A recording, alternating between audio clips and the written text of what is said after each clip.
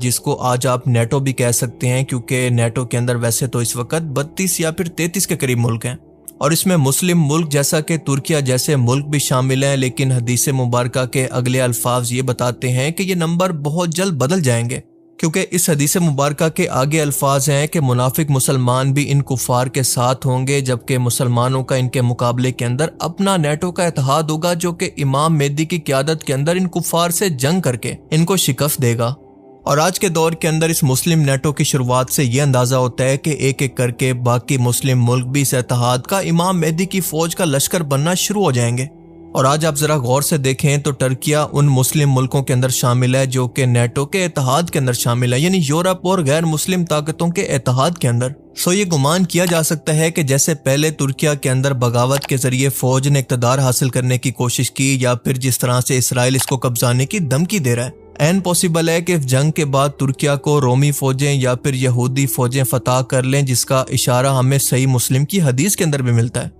اور اس حدیث مبارکہ کو سننے کے بعد آپ کو زمانہ آخر کی تمام ٹائم لائن بہت ہی اچھے سے سمجھ میں آ جائے گی۔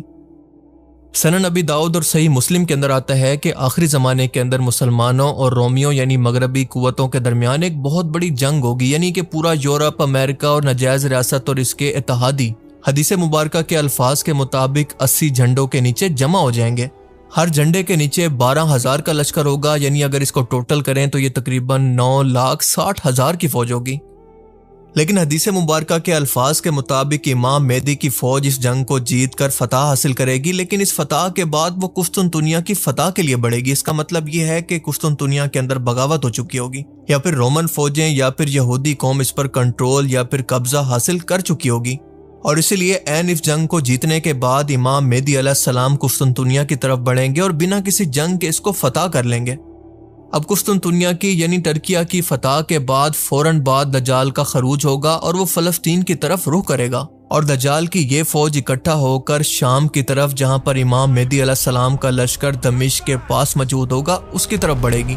مسلمانوں کے لشکر کا محاصرہ ہو جائے گا، کیونکہ دجال کا لشکر تعداد کے اندر اتنا بڑا ہوگا کہ مسلمان ایک جگہ پر محصور ہو کر یا پھر بند ہو کر رہ جائیں گے۔